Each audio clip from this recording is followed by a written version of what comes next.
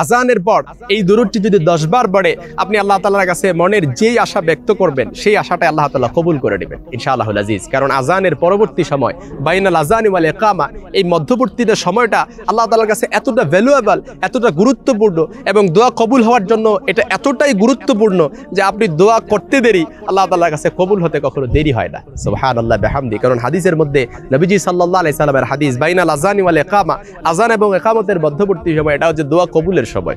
আপনার মনের কি আশা আছে, আজান শেষ হয়ে যাবে, শেষ হওয়ার সাথে সাথে আপনি এই দুরূদটা 10 বার পড়বেন। আমি দুরূদটা শিখিয়ে দিচ্ছি, অর্থাৎ দুরূদটা যে এটাই হতে হবে বিষয়টা এরকম নয়। যে কোনো দুরূদ আপনি পড়তে পারেন, যেটা আপনার জন্য সহজ মনে হবে, আপনি যেটা পারেন ওই দুরূদটা আপনি পড়তে পারেন। এই দুরূদটা আল্লাহ তাআলার কাছে এতটা গুরুত্বপূর্ণ। বান্দা যখন আল্লাহ তাআলার কাছে দরুদ পড়ে, কোনো দোয়া আল্লাহ তাআলার কাছে পেশ করে, আরজি করে, আল্লাহ তাআলা এই দোয়াটা সাথে সাথে কবুল করে নেন। আর দোয়ার মধ্যে দরুদ নাই, আপনি দোয়ার মধ্যে দরুদ পড়ছেন না, দরুদ ছাড়াই আপনি আল্লাহ তাআলার কাছে দোয়া করছেন, এই দোয়াটা কি হয়? মাহজুবুন মুআল্লাকুন বাইনাস সামাই ওয়াল আরদ, অর্থাৎ আকাশ আর জমিনের মাঝখানে মধ্যবর্তী সময় এই দোয়াটা কি হয়ে থাকে? ঝুলন্ত অবস্থায় থাকে।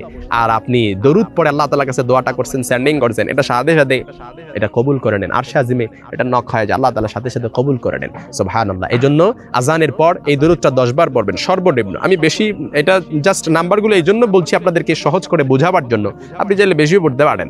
দরুদ পড়বেন আল্লাহুম্মা সাল্লি ওয়া সাল্লিম ওয়া বারিক আলাই, দরুদ পড়বেন আল্লাহুম্মা সাল্লি আলা মুহাম্মাদিন নাবিয়্যিল উম্মি ওয়া আলা আলিহি ওয়া আসহাবিহি ওয়া বারাকা ওয়া সাল্লিম। কিংবা অনেকে দরুদ পারেন না, আপনি পড়েন আল্লাহুম্মা সাল্লি আলা সাইয়্যিদিনা মুহাম্মদ, আপনি পড়েন সাল্লাল্লাহু আলাইহি ওয়াসাল্লাম। এই দরুদগুলো যখন পড়ে আল্লাহ তাআলার কাছে দোয়া করবেন, বিপদে আছেন, বিপদ দূর করে আপনার দোয়াটা আল্লাহ তাআলা উস্তুজিব কবুল করে নেবেন। পেরেশানিতে আছেন, পেরেশানি দূর করে আল্লাহ তাআলা আপনার দোয়াটা উস্তুজিব কবুল করে নেবেন।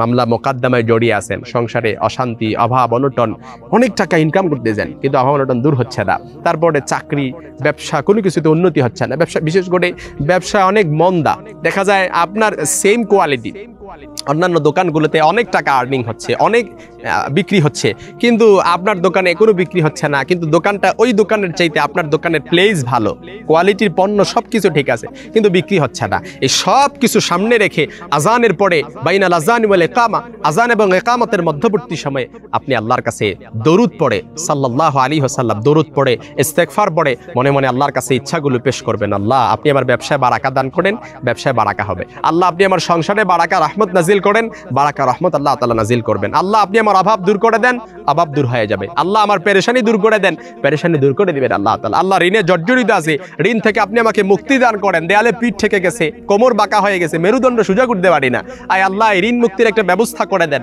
আপনি তো অমুখাপেক্ষী, কারো কাছে যাওয়া লাগে না, কিন্তু আল্লাহ আমি তো আপনার কাছে আসা ছাড়া আর কোনো উপায় নাই।